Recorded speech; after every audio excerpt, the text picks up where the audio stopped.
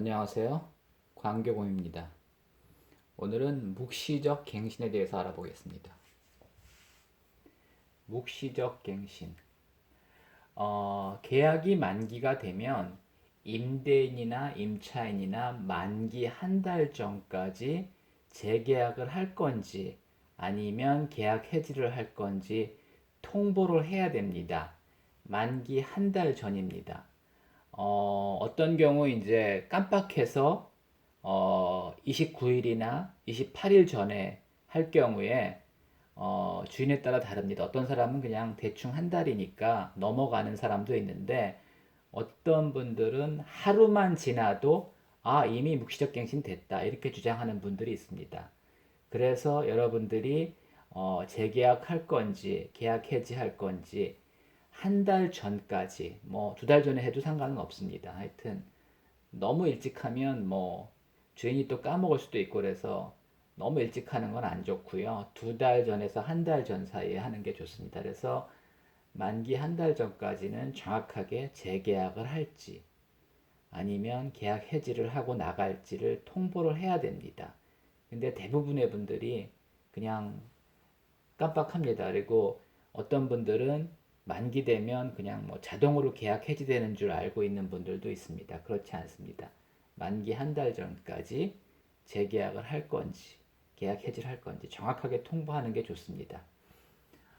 둘 다 안 하면 묵시적 갱신이 됩니다. 둘 다 임차인이나 임대인이나 둘 다 아무 말도 안 하면 묵시적 갱신이 됩니다. 근데 이제 간혹 그런 경우가 있습니다. 주인이 한 달 전이나 두 달 전쯤에 어떻게 더 살 건가요? 뭐 이러면 이제 대답을 애매하게 하는 경우가 있어가지고 분쟁의 여지가 많이 있습니다. 재계약 문의를 했으면 일단 묵시적 갱신은 아닌 걸로 봅니다. 둘 다 아무 말 안 해야지 묵시적 갱신이지 뭐 할 것 같아요 이렇게 얘기하고 이러면 묵시적 갱신은 아닙니다. 묵시적 갱신 시 임대인은 계약 해지를 할 수 없습니다. 그리고 묵시적 갱신이 되면 어떻게 계약이 되느냐? 이것도 이제 법에 명확하게 나와 있진 않지만은 법에는 이렇게 나와 있습니다. 이전 계약과 동일한 계약이 다시 성립한 걸로 본다. 이렇게 나와 있습니다. 그래서 어떤 분은 묵시적 갱신이 되면 1년 재계약이 됐다, 2년 재계약이 됐다. 이렇게 이제 의견이 나뉘는데 이전 계약과 동일한 계약으로 재계약이 됐다고 봐야 됩니다. 그래서 처음에 2년 계약을 했으면은 2년 묵시적 갱신, 그 다음에 1년 계약을 했으면 1년 묵시적 갱신으로 봐야 됩니다. 임차인은 계약 해지가 가능합니다. 묵시적 갱신이 된 후에도.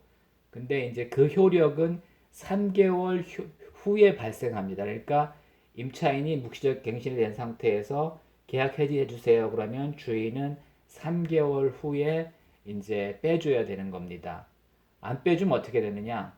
안 빼주면 뭐 임차권 등기하고 보증금 반환 소송하면 됩니다. 하지만 뭐 시간이 많이 걸리죠. 그래서 하여튼 3개월 후에는 주인이 빼줘야 되고 복비는 부담하지 않습니다. 중도 해지가 아니기 때문에. 중도 해지의 경우에는 이제 해지를 요청한 분이 복비를 부담해야 되는데 일단 만기를 채우고 묵시적 갱신이 된 거거든요. 그래서 복비는 부담하지 않습니다. 판례가 그렇습니다. 그 다음에 이제 만기가 3개월이 안 남아 있을 경우가 있습니다. 근데 이제 중간에 나갈 경우에는 그럴 경우에는 이 계약 해지를 하는 것보다 만기 해지가 더 낫습니다. 그래서 만기 해지를 하면 3개월 이내로 만기가 남았을 경우에는 3개월 이내에 나갈 수 있는데 묵시적 갱신해서 계약 해지를 하면 3개월이 걸리게 됩니다. 그래서 여러분들이 하여튼 임대인이나 임차인이나 만기 한 달 전까지 명확하게 통보를 하는 게 좋고요. 또 임대 사업을 하는 임대인 입장에서는 그냥 재계약을 하는 게 유리합니다.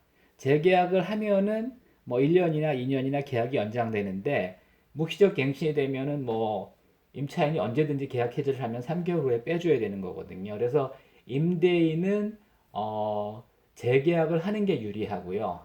반면에 임차인은 굳이 재계약을 할 필요가 없이 그냥 더 살고 싶으면은 묵시적 갱신이 되는 게 좋습니다. 왜냐하면은 계속 살 수도 있고요. 묵시적 갱신이 되면은 아니면 3개월 후에는 언제든지 나갈 수도 있거든요. 그래서 임차인은 묵시적 갱신이 좋습니다. 그래서 묵시적 갱신은 어떻게 보면은 임차인에게 유리한 제도입니다.